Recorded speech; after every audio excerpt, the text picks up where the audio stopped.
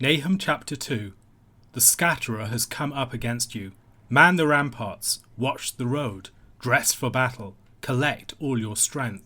For the Lord is restoring the majesty of Jacob as the majesty of Israel, for plunderers have plundered them and ruined their branches. The shield of his mighty men is red, his soldiers are clothed in scarlet. The chariots come with flashing metal on the day he musters them.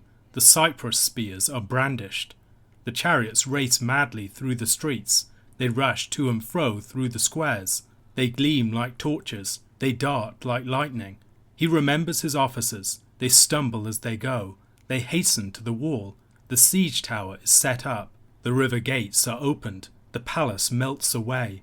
Its mistress is stripped. She is carried off, her slave girls lamenting, moaning like doves and beating their breasts. Nineveh is like a pool whose waters run away. Halt, halt, they cry, but none turns back. Plunder the silver, plunder the gold. There is no end of the treasure or of the wealth of all precious things. Desolate, desolation and ruin. Hearts melt and knees tremble. Anguish is in all loins. All faces grow pale. Where is the lion's den, the feeding place of the young lions, where the lion and lioness went, where his cubs were, with none to disturb? The lion tore enough for his cubs, and strangled prey for his lionesses. He filled his caves with prey, and his dens with torn flesh.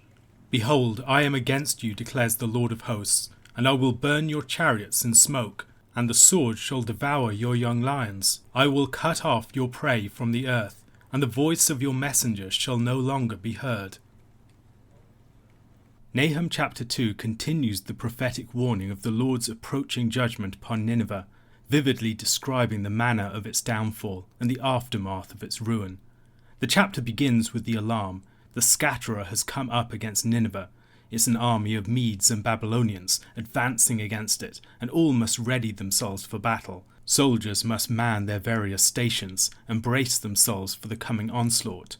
The verses that follow dramatically portray the movement of the army up to Nineveh, through the streets of the city's suburbs, up to its wall, their breaching of the citadel, and their despoiling of its palace and temple, and then the plunder of the victors and the unspeakable anguish of the defeated Assyrians in the ruins and the wreckage that remains. This passage refers to the downfall of the city of Nineveh in 612 BC at the hands of a Median and Babylonian army. Rather than merely telling us what's going to happen, it paints a picture for us, an arresting portrayal in snapshots and cutscenes of how the downfall of Nineveh will appear. The rapidity of the movement is expressed through curt imperatives, from the way in which the imagery moves swiftly from the beginning of the battle to its aftermath. The action against Nineveh is also an action for Jacob. The relationship between the expression the majesty of Jacob and the majesty of Israel here might allude back to the story of the Lord's wrestling with Jacob in Genesis chapter 32, as Daniel Timmer suggests. There Jacob had received the name Israel and a blessing from the Lord. Alternatively, this could be a reference to the restoration of the territory of Judah and Israel. There was now the hope of reclaiming territory that had formerly been lost to the Assyrians. This restoration of Jacob is seen as those who had plundered them are themselves plundered. The description starting in verse 3 works heavily with visual imagery. In verse 3 it's the colours, the red of the shield, presumably leather shields, and the clothing of the soldiers in scarlet. The colour of the shields and of the soldiers reminds us of the fact that these are coming for blood. Chariots, presumably those of the invading army, are racing through the streets of Nineveh. The suburbs outside the citadel walls had wide streets, down which chariots could race. The great city is being overrun, and its citadel surrounded. Timmer helpfully describes the city of Nineveh at this time. The 7th century BCE city of Nineveh proper consisted of a central walled area, roughly 5 kilometres or 3 miles long, and averaging 1 kilometre, 0.65 miles in width. The palace, other royal buildings, temples and relatively wealthy residential areas were located within this area, which was surrounded by an immense stone wall, roughly 15 metres or 50 feet thick and 20 metres or 65 feet high.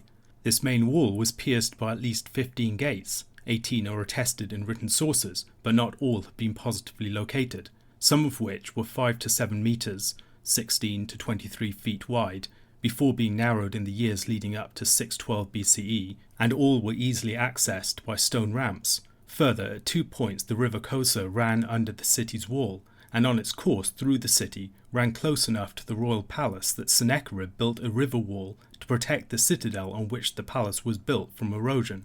Verse 5 likely refers to the king of Nineveh summoning his officers to the wall. They stumble to get there in time, and yet despite their efforts the siege towers are set up and the wall is breached. Many have speculated on the grounds of verse 6 and what we know of the river works around the city of Nineveh, that water played some part in the city's downfall. Some ancient Greek historical accounts, such as that of Xenophon, may lend support to this, although the Babylonian accounts of the fall of the city, which are nearer to the event itself, do not mention a flood or the involvement of water. Considering the proximity of the river to the palace in the city, it is possible that if some of the infrastructure were destroyed, that the foundations of the palace might have been undermined by the influx of water into the city. There is no reason why we have to take the imagery that way, however. Such imagery as we see elsewhere in Scripture is often used to describe an overwhelming force. As the citadel is breached, the palace is overthrown, and also the temple of the city is overthrown. Verse 7 likely describes the despoiling of the temple of Ishtar and the carrying away of her statue. Nineveh is compared to a pool whose banks have been breached, so that all of its water flows away. Nineveh is hemorrhaging its forces, and commanders and officials can't summon them back to their posts. In the aftermath of the destruction, the plunderers are themselves plundered, stripped of all that they had gained from others, and left utterly desolate. In verses 11 and 12, the former glories of Nineveh are compared to a lion's den, a place for the pride and the young lions, a place that no one would dare approach, and a place that was utterly secure. It was the place to which the lion brought, and in which he devoured his prey. But now the place where the lion was once at his most secure has been overcome. No more can he gather his prey within the den of Nineveh. Nineveh is no more.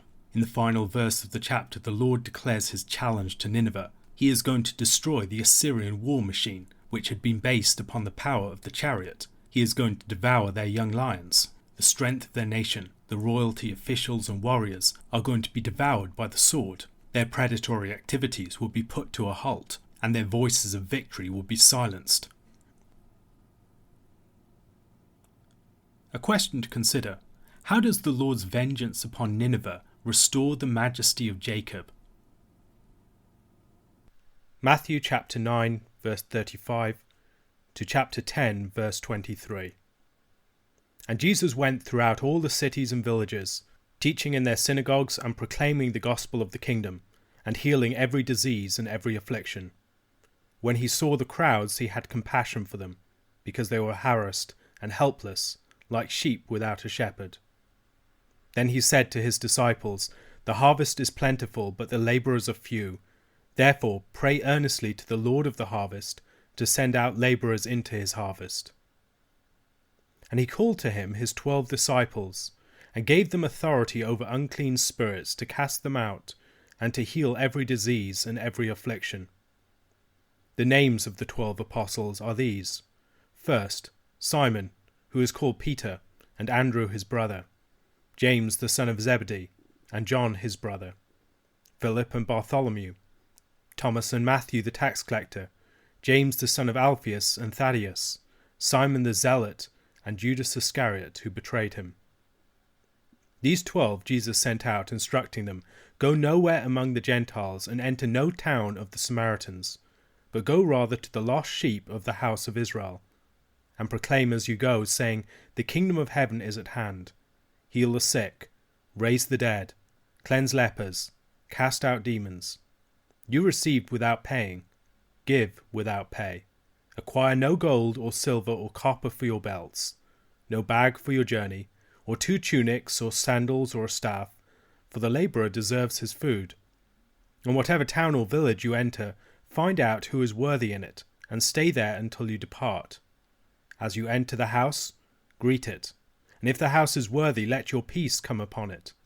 But if it is not worthy, let your peace return to you.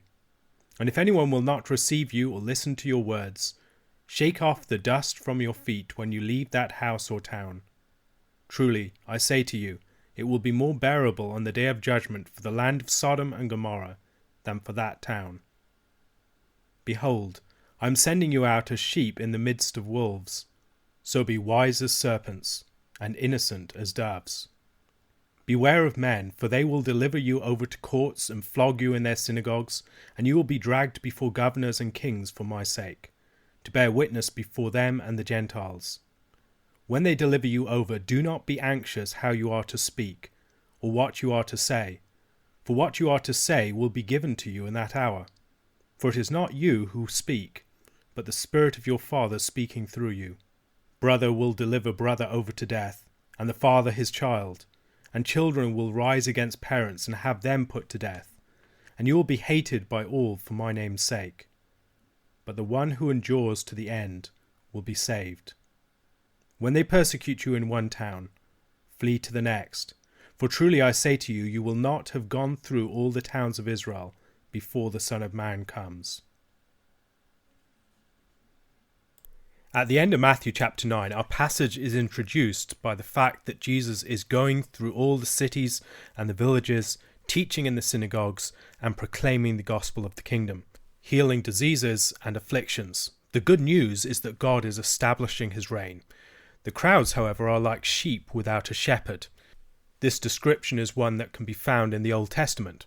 In 1 Kings chapter 22 verse 17, as a result of a rout in battle, Israel is described as like sheep without shepherds on the mountains.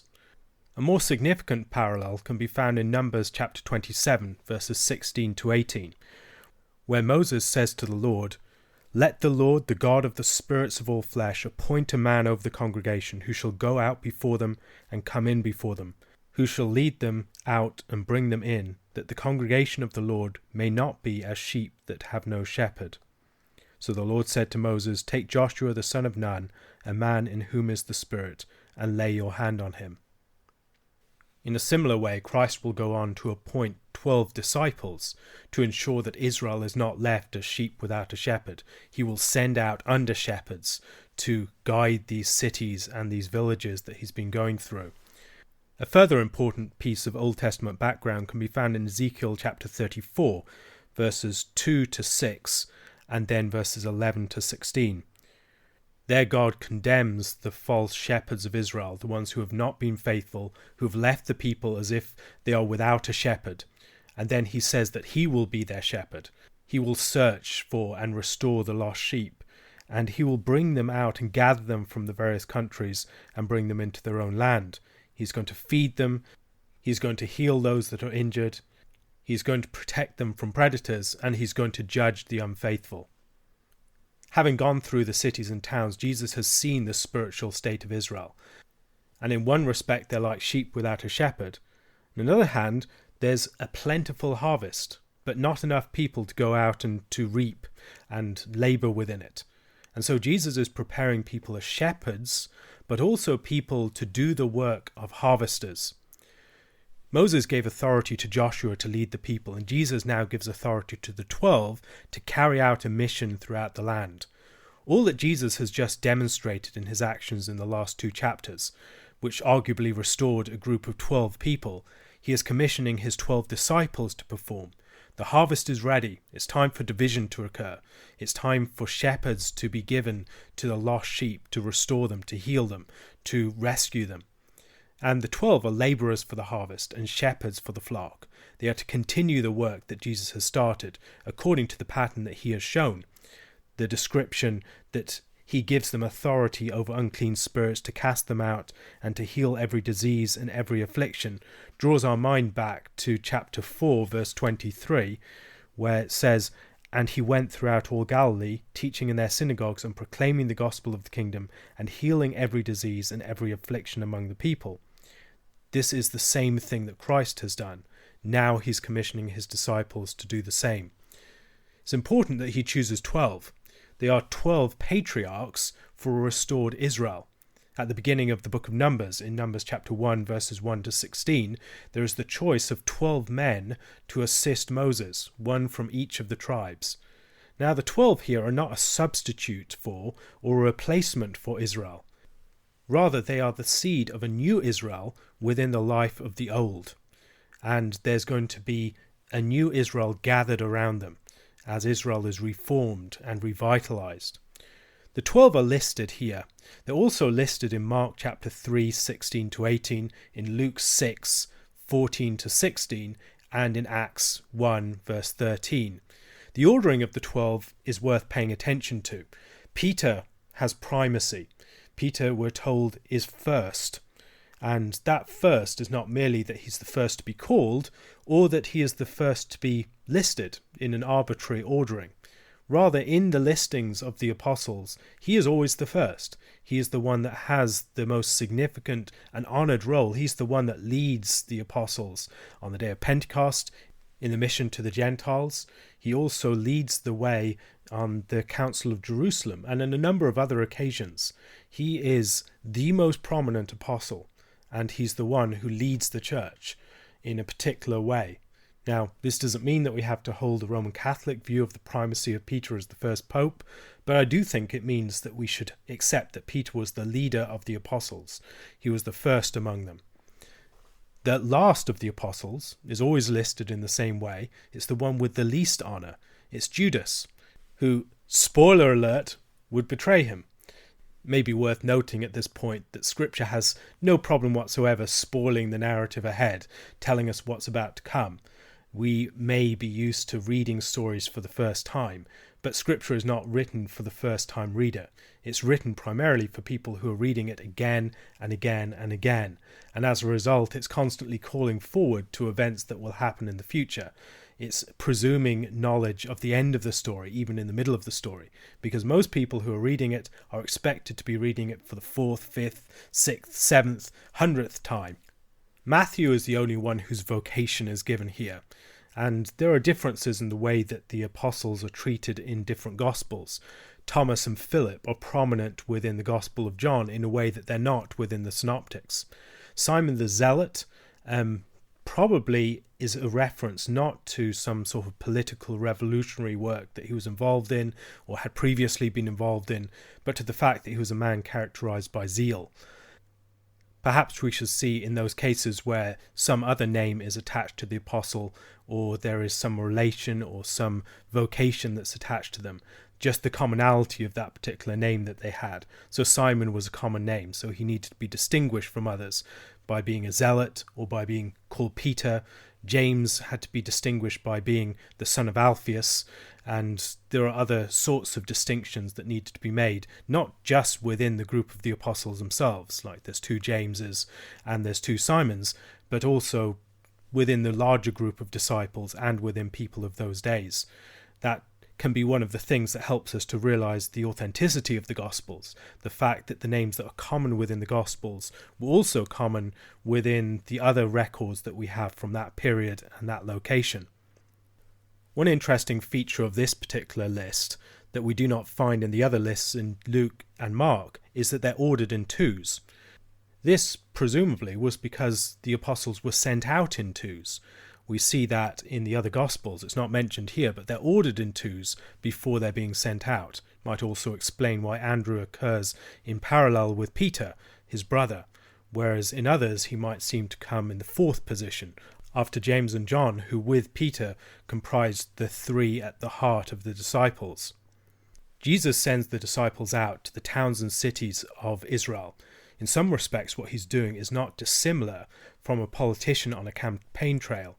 He's raising grassroots support. He's making people aware of his larger mission. And when the time comes, there will be a people ready to receive it. However, we could also compare what he's doing to the sending out of the spies, who go throughout the land in twos, preparing for a future conquest. We see that in Numbers chapter 13. And as they go throughout the land, they present a test of hospitality. They must depend upon the generosity of others, and this will be the test. We see that they do not have supplies for the journey. They do not have the means to protect themselves. They do not have the means to clothe themselves and house themselves. They're dependent upon other people. And in the same way as Rahab was tested and blessed as a result of her reception of the spies, so the people of Israel are being tested in preparation for a new conquest. We see this test of hospitality in the book of Genesis. In Genesis chapter 18, 3 angels, one of them being the Lord, come incognito to Abraham, and he greets them and welcomes them and shows them great hospitality and is blessed as a result of it. On the other hand, The next chapter, in chapter 19, those two angels come to Sodom, and Sodom is judged as a result of their failure to receive them in the right way.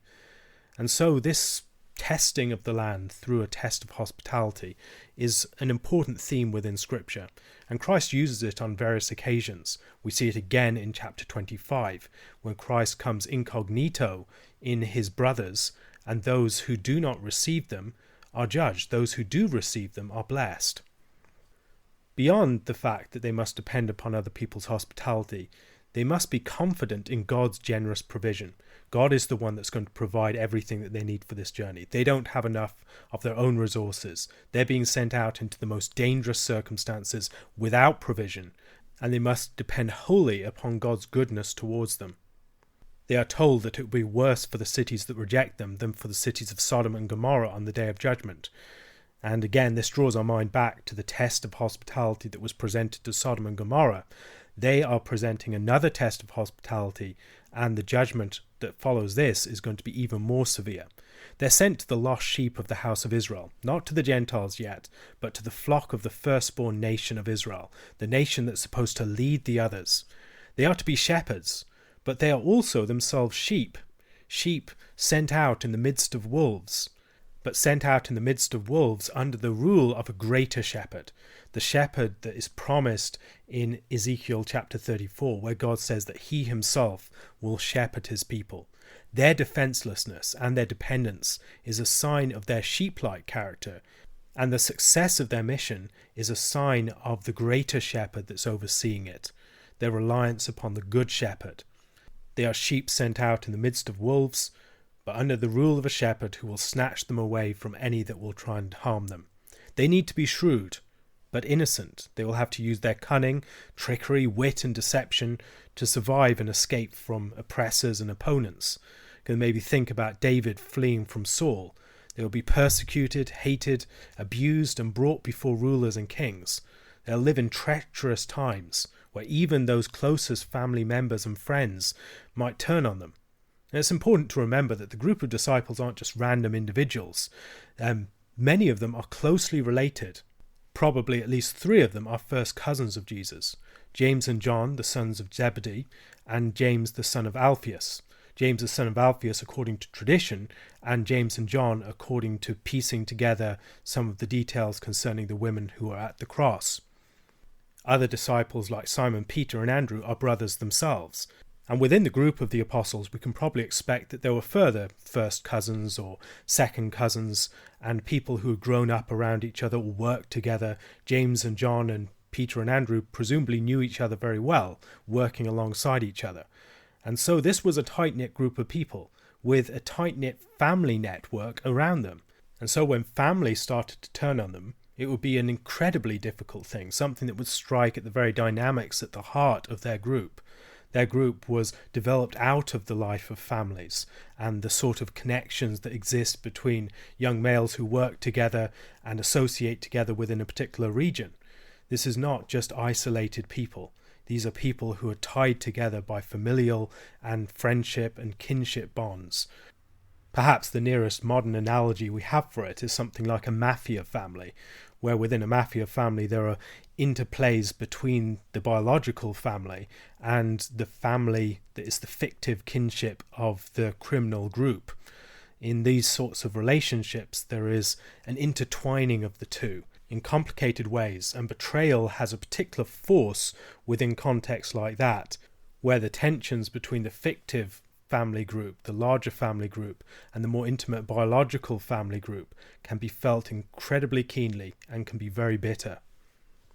They are told that even when they are brought before kings and rulers, they are not to worry about their defense. Just as God will provide them with provisions on the way, he will provide them with the words that they need for their defense, and these words will be given to them by the Spirit. Once again, this is presumably anticipating events later on in the story, when the Spirit will be given in the events of the day of Pentecost. They will still be going through the cities of Israel when the Son of Man returns.